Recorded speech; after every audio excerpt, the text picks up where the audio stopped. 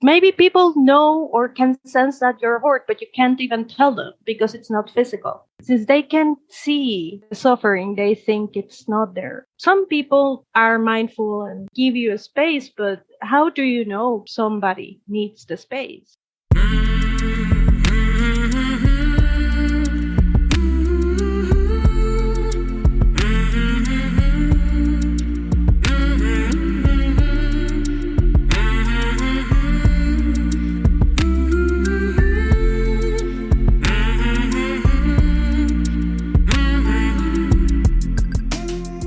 Hey there, my name is Sean, and this is Suicide Noted.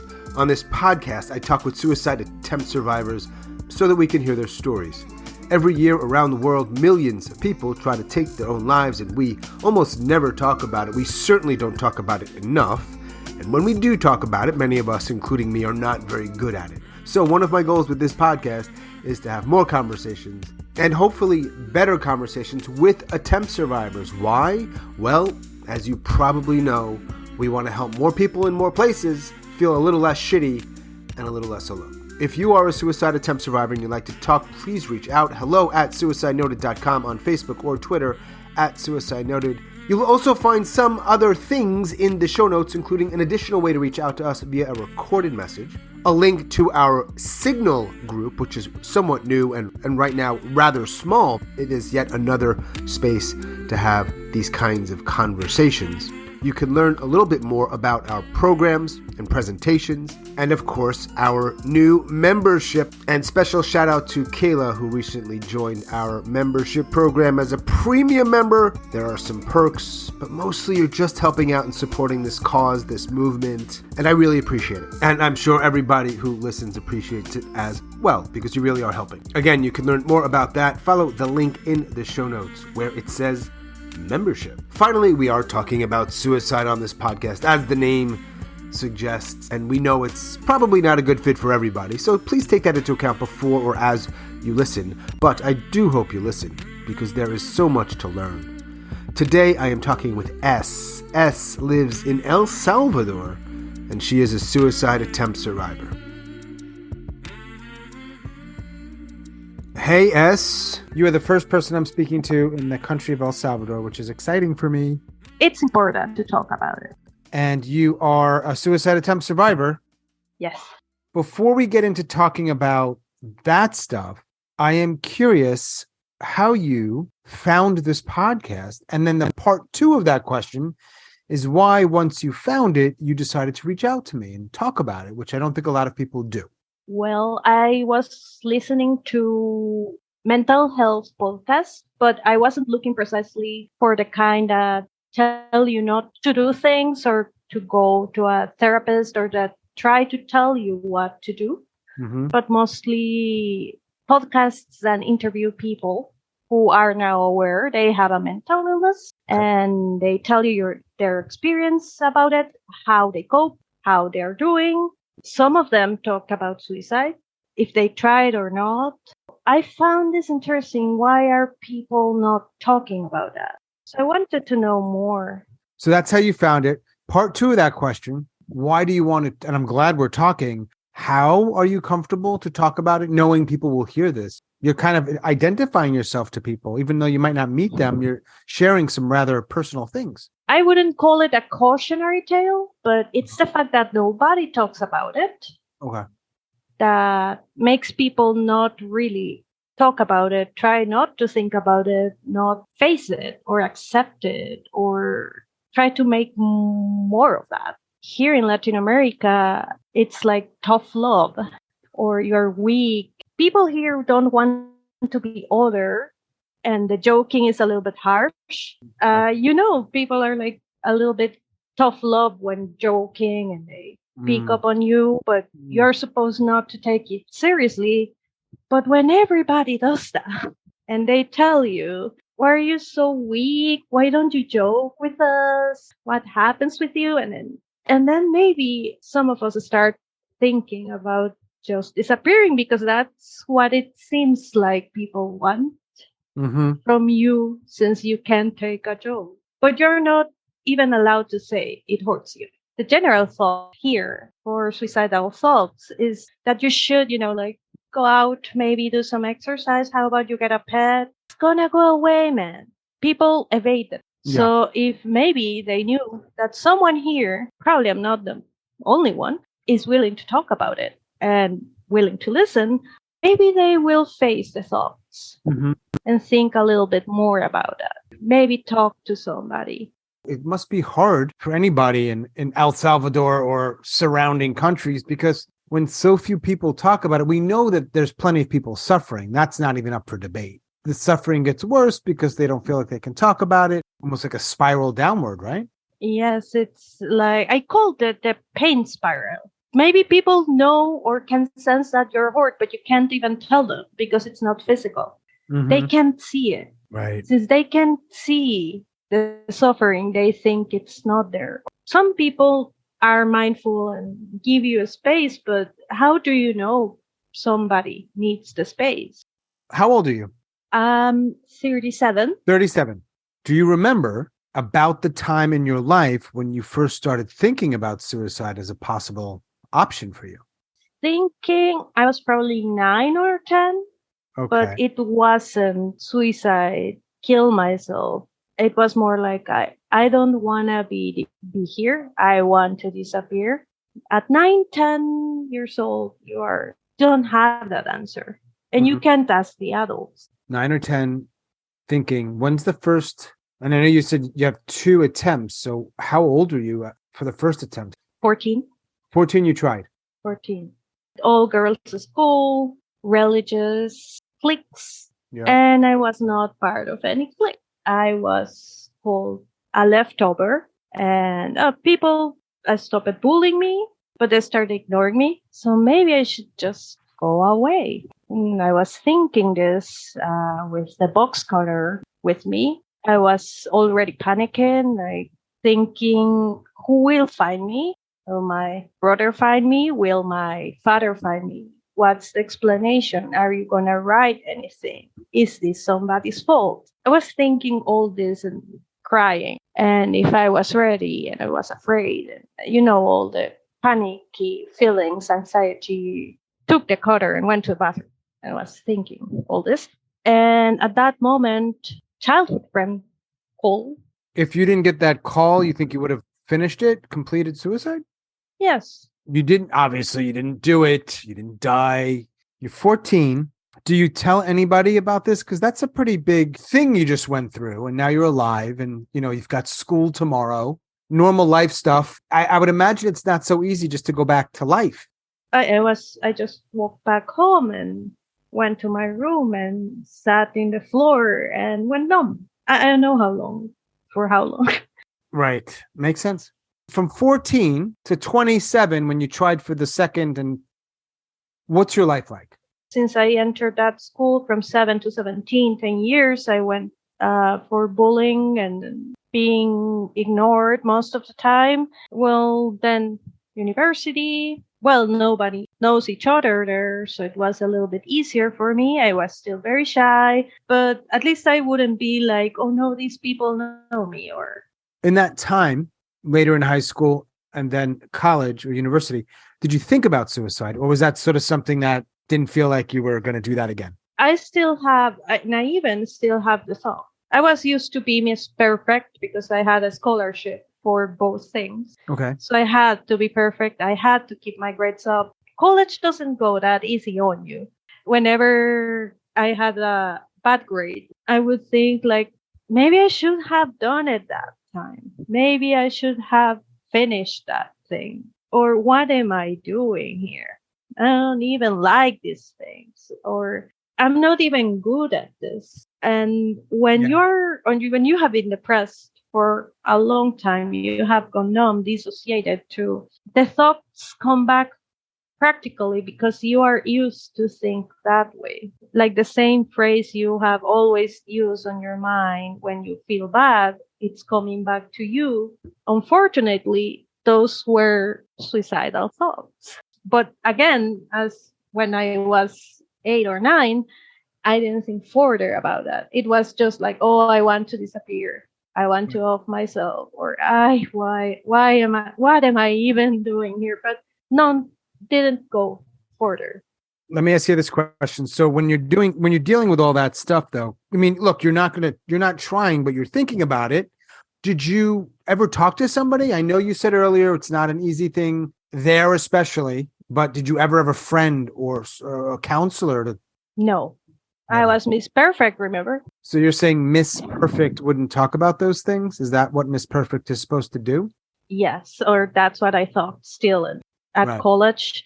And what were some of the ways in which you coped or dealt with this stuff? Music, English music, and later J-pop, Japanese music. J-pop. What kind of English music are we talking about here? Oh, well, if you know what time I'm talking about, it's 2000. So Britney Spears, Backstreet Boys, Papa Roach. Really like poppy pop. Okay. Yeah, poppy pop, or a straight, almost emo.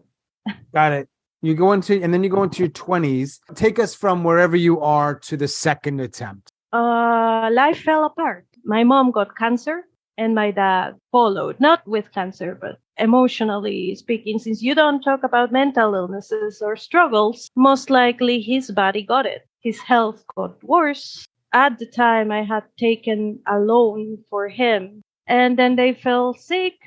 My dad lost his job because he wouldn't go work. My hands started having problems, my own health problems. I had to drop out of university. I was about to lose my job, and my brother didn't help me out.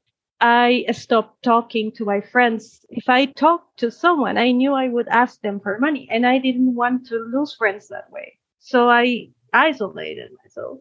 I got so isolated, and I was supporting my whole family like for half a year, and they were sick on and off the hospital. I was just tired, malnourished, and had anemia, and I knew I was getting weaker. So I was like, how about we keep not eating, and maybe we will die that way. It doesn't have to be anybody's fault. Other family would know everything was going wrong. So they would just think, oh, well, it took her too. That's not so bad. Maybe this will take me. That would be really nice. That I even thought that. I just didn't want to keep doing this anymore.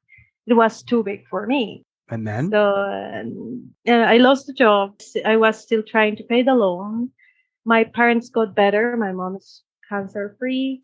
Things were like getting back to normal, except the job and the finances. I was saving up for marriage or for living somewhere else because I knew that the environment, my family house, wasn't the best for me. I just wanted to save and leave.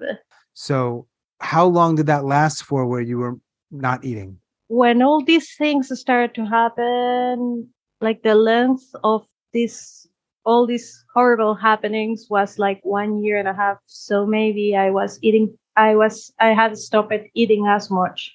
One point I fainted. You fainted. Okay. Yeah. Yeah. So I was at home and I fainted, and I thought, yes, maybe this is it. Right. It's not like I added anything or did something worse or actively consumed or had pills or no, I just thought Right. that eventually something would fail. That's a challenging way to die. So from 27 to 37, have you come close again? No, All right. And so you never went to a hospital, right? no. Okay. I know that the hospitals there for this kind of stuff are not places you want to go. I know that. At the good hospitals or the good doctors, you have to pay for that. If you say you try it to off yourself, you might be treated, just medicated and left there. For a long time.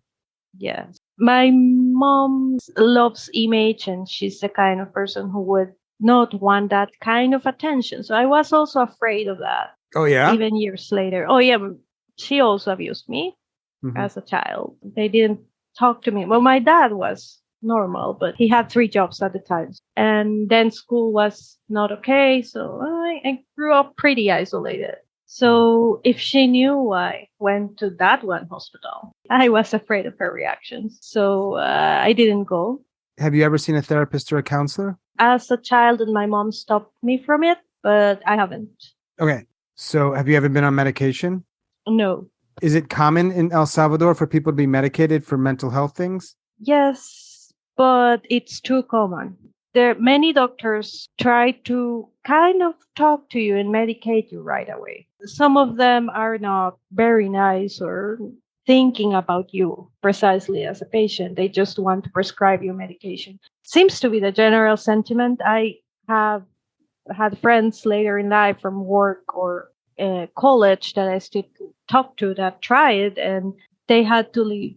Some therapists either because they were not compatible with them or would blame them for these thoughts, or Mm. sometimes they would take you back to religion, which sometimes is what got you to think Hmm. that you want to end yourself. So it's really difficult to find someone without medicating you right away. I know you weren't diagnosed with anything, but do you No. think you were or are battling or suffering from something, whether it was diagnosed or not? Probably depression and anxiety. I don't have anxiety attacks anymore, Okay. but I used to recently because I had a job that had me working 14 hours a day and I didn't get to rest. So I Right. would get panicky if my boss called or like messaged me, and I would start breathing really fast, feeling trapped. It comes and goes with the Um, situations in my life. Normally comes from the feeling of feeling trapped. do you feel trapped these days? And not so often. I work part time as a translator, and Mhm. that's the job I actually like. Mm. So I can coordinate my time better. I keep listening to J-pop. I keep translating, keep it up with Japanese, with was the thing, and living in Japan a little bit, which took me away from my parents' home for a while. So Japan is not like the best place for mental illnesses, Right. but at least I lived as myself as an adult, not with my parents, and that helped. Hmm. Also, I life is very fast there, and I really did not have the time to think about something else. But at least at the program I was at that time, I wanted to be really proficient because I knew that when I came back here, there wouldn't be advanced courses for Japanese, and I couldn't go further. I knew I wouldn't be able to go further Hmm. here learning that language, and now I use it as a job. That's impressive, S. Okay, so do you have people to talk to about some of these difficult things? Yes, How many people? two, husband and college friend, You have two people. All right. How many people know about either of your suicide attempts? both of them. They know, but does anybody else know? Now they will know when they hear Yeah. this. Yeah, no, my family doesn't speak English, so Oh, that too. Right. they are not. I don't think they will. Yeah. But you're right. Some people will know, but you don't know them probably. Yeah, these two people, my husband knows the details. My friend knows some of the details. And there was another friend at the table at the time, Yeah. another college friend. And Mhm. she threw me this course we have here like, you're being weak again. Go out, do some exercise. Don't you like cats? How about you get a cat? Like, she shut me off. Uh-huh. If she wants to know, I can talk to her. Okay. So you're 37. Do you think, as we're talking today, that you will be alive at 40 years old? Yes, Yeah. I'm trying to get much more into translation. That helps. That helps. Maybe I don't have the best ways to express myself, but I like being able to communicate what others think. Right. Do you ever wish that either attempt had worked, that you were dead? I felt that way in 2020 because my job suspended our contracts. That was long. We weren't being told when we were going back or what was going to happen with us. Well, I was here with my husband, but Right. I couldn't. even buy comfort food. All my money went to rent. I didn't have many activities. I was really sad about things. And then I started translating things from my favorite group and put them on YouTube, and that probably saved my sanity. Has been always the languages, writing. Yeah. I only have a couple more questions. One, how do you say suicide in Japanese? Jisatsu, Say it again. jisatsu. But you know that we here, well, in Latin America, or at least in El Salvador, we don't say, I don't know why really Spanish does that. Because in English, you say they passed, someone so and so passed away. In Japanese, you say, nanchara-san ga shibou shimashita. Like, they are very formal words for this. But in Spanish, they are like, se murió, se mató. Like, it's very informal. Like, it was like some gossip. Like, they had no regards for the person. Did you know about that? He must have been crazy. Did you know if their husband had a lover? Like, they start the gossip, like trying to find out why, instead of thinking this was a person who was in pain and decided to kill themselves. And you are thinking about their partner having a mistress or someone else. Very weird to me. Like, everything goes back to gossip. And in the end, I also didn't want to be one more gossip story. Oh yeah, they were this kind of quiet kid of. They're really harsh here. They were probably a psychopath, and they were thinking they were not up to no good, and just went cuckoo one day and killed themselves. Like, they oversimplify it. Yeah, everybody's an expert.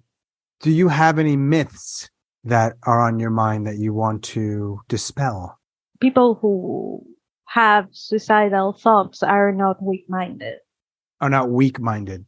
They are not weak-minded. If anything, they have much more courage than other people, because they have thought farther about what will happen with the people around them, with their possessions, with their money or something else, or what will people say, many other things around them. Some of them are still afraid, and they still do it. Some of us come back, some of us don't. People say they're weak. I would say they are stronger than many of us sometimes. Yeah. People say they're cowards, but it takes them certain courage and volition to throw yourself off of a bridge, to get some gun, and to do any of these things to end yourself.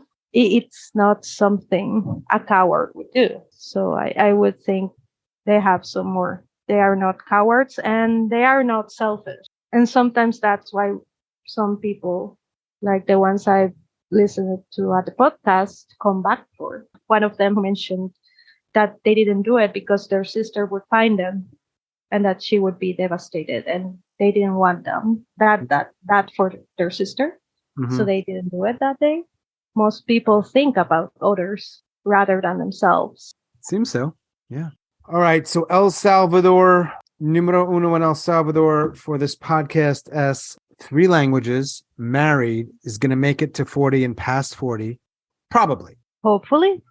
I mean, any of us can get hit by a bus, right? But you know, Latin America is not like the safest place. Could get mugged or other things. Really, most people live in some kind of paranoia here, and it can happen to you any day. I have been mugged like 3 times. Wow.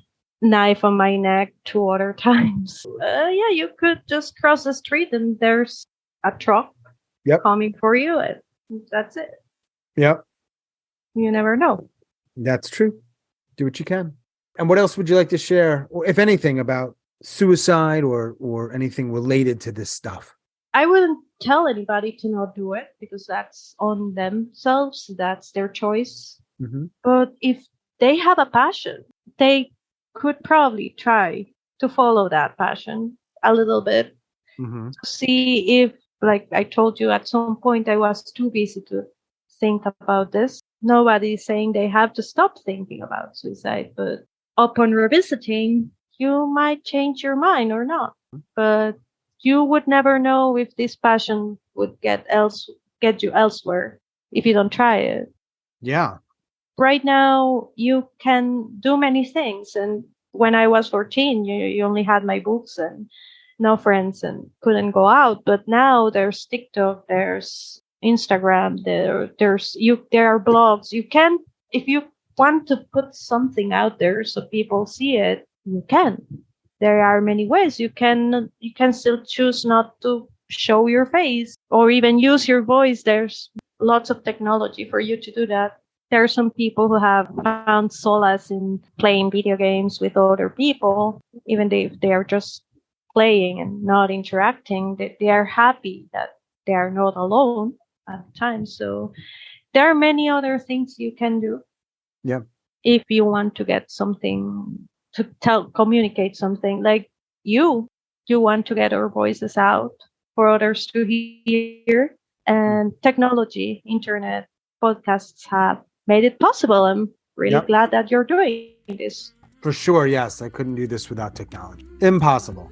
Thank you, Sean. Awesome. Yeah, thank you. And I'll talk to you soon. And I appreciate your time and your honesty. And I hope your night is at least decent. Yeah, thank you very much. I hope the same for you. Thank you. All right, bye. Bye. As always, thanks so much for listening and all of your support. Special thanks to S in El Salvador. Thank you, S. If you are a suicide attempt survivor and you'd like to talk, please reach out. hello@suicidenoted.com, on Facebook or Twitter @suicidenoted. Please help us out by rating and reviewing this podcast. It helps people find it. And check the show notes for all kinds of cool stuff that you can get involved in. If you would like to support this cause of helping more people in more places feel a little less shitty and a little less alone through these kinds of conversations. And that, of course, includes our new membership, which we're very excited about. However you support, we appreciate it. And that is all for episode number 151. Stay strong. Do the best you can. I'll talk to you soon.